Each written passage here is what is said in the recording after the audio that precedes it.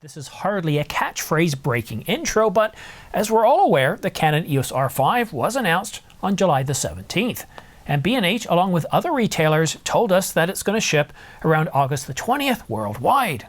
But before we get to the details, please subscribe to this channel. It doesn't cost you anything, helps this channel grow, and keeps you up to date on the latest camera coverage. Well, it's not the actual ship date, it's the estimated ship date. But we are seeing from, well, retailers worldwide, whether it's in Europe, Canada, the United States, Australia, they're all saying August the 20th. So that's kind of where I've figured it's going to be. I get ready, it's a Tuesday. It'd be nice if it was a Thursday or a Friday, but a Tuesday means that we all should have it by the following weekend, at least before that Labor Day weekend. So that's when it's going to be shipped, right? That's when we can pick it up, right? Well, not according to a viewer of this channel. He reached out to me telling me that he's already picked up his Canon EOS R5 Mark II at his local camera retailer.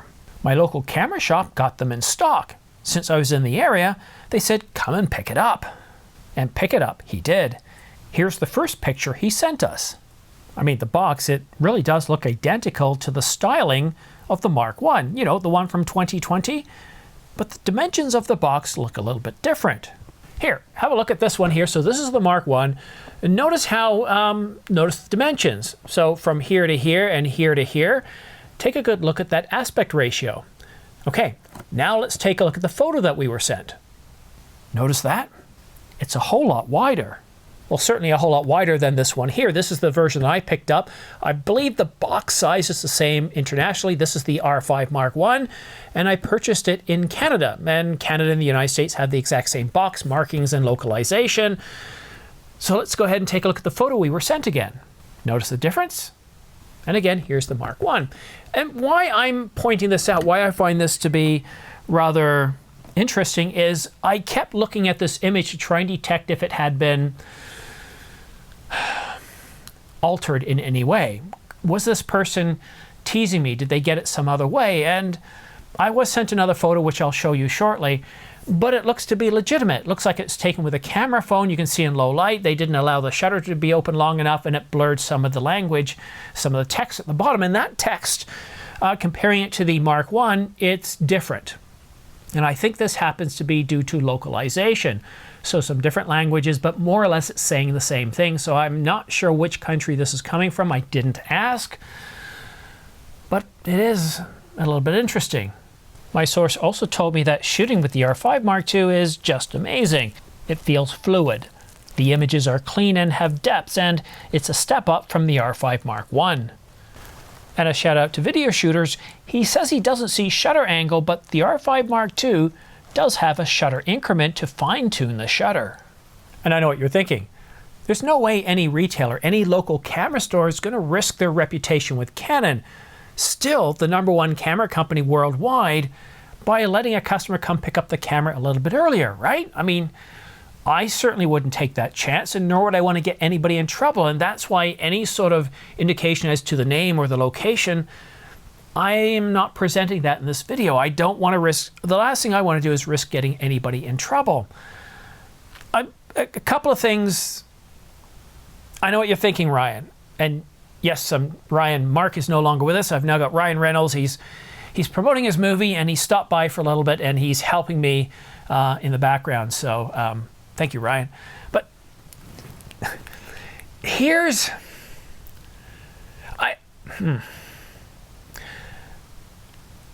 When I saw this, I thought, well, okay, maybe this person's a close personal friend of the store, but still there's an awful lot of risk there. And if I had a friend who ran the camera store, the last thing I would do is say, let me have this camera for a certain period of time, because people see me with the camera, and put two and two together, people get in trouble, right? And that's the last thing I want to do here. One thing I did is I reached out to my local camera store, because I'd already pre-ordered the Canon EOS R5 Mark II, and I asked him, I said, look, as far as the estimated ship date, has anything changed on your side? He says, nope, nothing. I said, okay. I said, well, just keep your ears to the ground, because I'm getting some feedback, information, some photos showing that people have gotten their cameras already. And these are not ambassadors. These are not people doing work with Canon. They're not influencers or YouTube presenters or anybody else in the industry. So that was just checking out in Canada. And as far as that estimated ship date of August the 20th, nothing has changed there as well. Oh, and along with the image, I was also told this. The dynamic range is up there with a Canon C70 cinema camera, giving deep rich colors using Canon Log 2. I saw a mode called HDR, although I haven't tried it yet. I'm also checking to see if it has shutter angle in video mode. Waveform is awesome, so is the new false color. I haven't tried the autofocus as I'm using my DZO and Remus via the PL mount. And you have no idea, over the past week I've received countless texts, messages, emails, you name it. People have found a way to let me know that they've received notification that their pre-order is going to ship, that it's been registered, everything's looking good for August the 20th. So that date of August the 20th seems to be Canon's official date. And the only other thing I was wondering when I was looking into this story is, could it be that maybe Canon's getting ready to bring that date forward a little bit? I mean, it's certainly plausible. We've seen this in the past. The Sony A9 Mark III wasn't supposed to start shipping until spring of 2024. And then lo and behold, late January, early February, it started shipping in Europe and then North America. So it is possible that this date could change. But at this point, it looks like this one viewer is one lucky viewer. And I mean really lucky viewer. But this is where you can help me out. Have you heard anything? Have you received? Have you been able to get the camera earlier from your local camera store, from a large camera chain? Have you actually gotten a shipment notification from Canon themselves? Please let me know. Reach out to me in the comment section or reach out to me using my email. It's also available on the website. What I'm getting a sense of at this point is that this is a particular one-off, but it might not be. And that's why I'm paying careful attention to this, because I know from the number of pre-orders, this is very big, very, very big, not just in Canada, the United States, but worldwide. A lot of people don't. There's a very vocal group that is very unhappy with this camera, but from what I've seen from all the data, this is far more successful than the original Mark I was in terms of pre-sales from that opening announcement. So it is doing very, very well. So keep an eye out. If you hear anything about these things getting out the shelves a little sooner, if you're able to get yours a little sooner, if you get it early, please let me know in the comment section, because this is the first time. I didn't quite believe this at first, and then I was sent a couple of photos, and the photos looked legitimate. I was trying to get a few more photos. I would really have loved to have seen a few photos of the lid taken off and all that kind of stuff, to see what else is in the box. Although the manual does kind of give it away, but still it's nice to see if there's anything else in there. So, but really, really exciting. And if you haven't pre-ordered the Canon EOS R5 Mark II at this point, and you're kind of on the fence, when you are ready to pre-order the camera, if you can do me a favor, if you can go ahead and copy down the pre-order links, I have them in the description down below. These guys right here for Adorama, B&H. And it really does help this channel grow. The revenue I get from the YouTube ads, it's nice, but it's only about 10 to 8% of what I actually get from affiliate links and pre-orders. So for those of you that have used my pre-order links, a big thank you, because you're one of the reasons why this channel is where it is today, and why I will get up at 2 o'clock in the morning, 3 o'clock, 4 o'clock, 5 o'clock to do videos. Why I'll do videos at 10 o'clock or 11 o'clock at night just before I go to bed, because, well, I see something that you're interested in. I'm really looking forward to the day when I can retire from my day job and do this as a full-time job, where I can meet really exciting people like Ryan Reynolds over there, who's helping me on this channel. It's very appreciated. He's really tired. He's touring with Sean and Hugh right now, promoting the movie, and they've had some downtime, so he's dropped by to say hello. And so thank you, Ryan. I really appreciate you helping me on the set. Guys, I don't think we're done with news and information. I think what we're really gearing up for now is getting more information on what this camera's like. What we've received up to now has been rumors.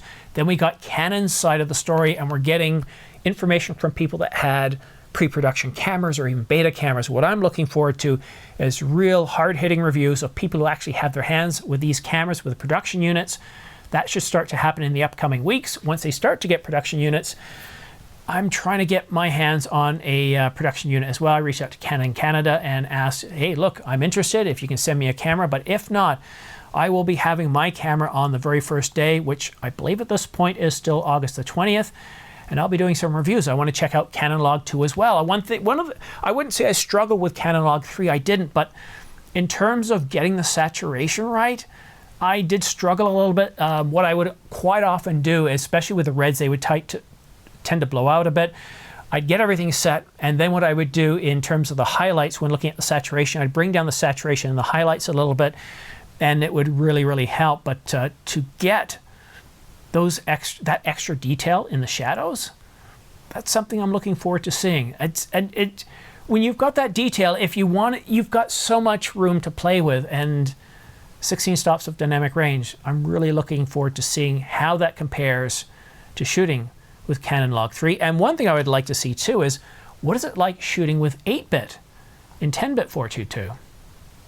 That's something very interesting. I shot 8-bit when I first got the R5, and I hated it. It almost looked cartoonish in the level of detail. It just didn't look good at all. So I'm really excited to see the new possibilities in the menu, but there's nothing like having the camera in hand to see what it actually performs, what it can actually deliver, because you know as well as I do, it's when you actually start producing, when you actually start to see the value behind what you purchased, and when you actually notice something that looks very different, whether it be dynamic range, the lighting, or the colors and how they're represented, the lack of rolling shutter, and how it makes things look different.